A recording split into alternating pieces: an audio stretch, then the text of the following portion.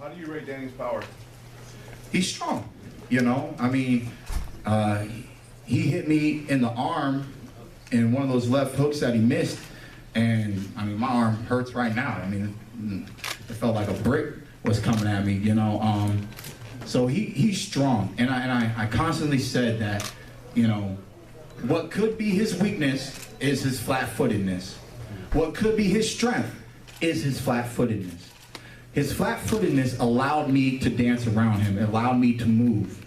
But it's the fact that he's flat-footed, when he wants to commit to punching, when he wants to commit to swinging, he has weight behind it. And I felt the weight of Danny's punches today. I kept my defense. I got out the way, with the majority of practically all of them, you know, and it wasn't that effective, but his power was there. He was eager.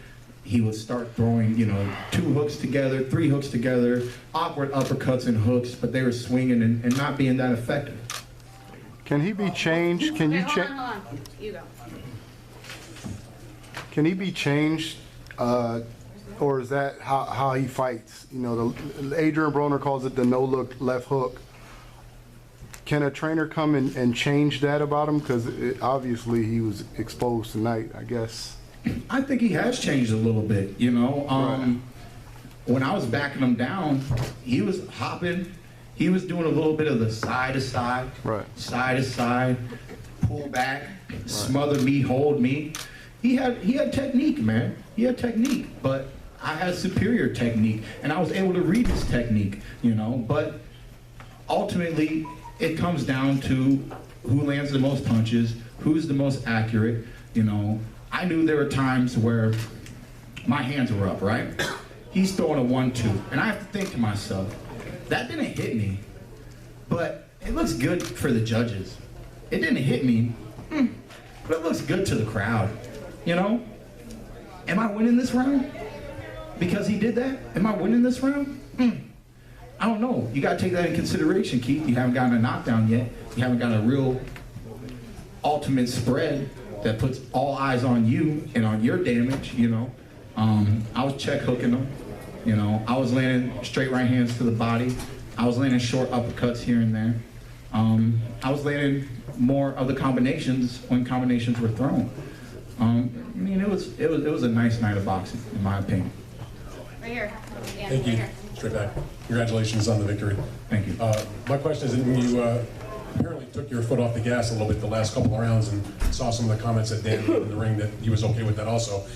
The way that boxing matches are scored oftentimes, that has many times in the past cost fighters victories where they may be ahead and they ease up and it costs them in the end. Did that at all enter the thought process of yourself or you, Dan?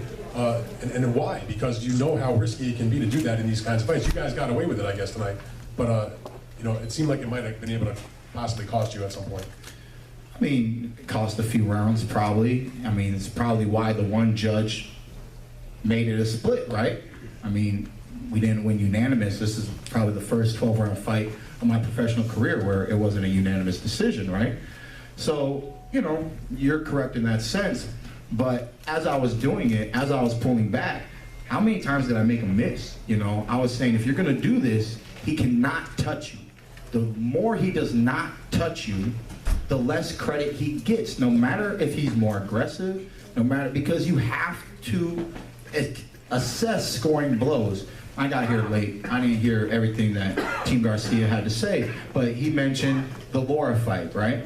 And Laura was very defensive, and Canelo was very active, and it's not like Canelo's activity was highly superior, but like I said, man, when a fighter has his hands up and he's blocking, but the other fighter does throw a 1-2, and it kind of pushes him to the left, throws him off to the right or whatever, it does have an effect on the judges, you know? So if he did that, you know, I try to at least think to myself, you got to get a little bit back in this round. You got to get a little bit back in this round. You got to push at a few moments of this round. There are times where my movement, Danny didn't like the movement, right? He stepped back into the middle of the ring. What did Keith one-time Thurman do? Step right up.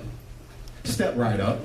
I was just sitting in the back like, nah man, come chase me, nah. As soon as he took off the gas, I got right in his face because I just wanted to be awkward for him. You know, I mean, we did what we had to do to win tonight, and we try to do that each and every time we fight.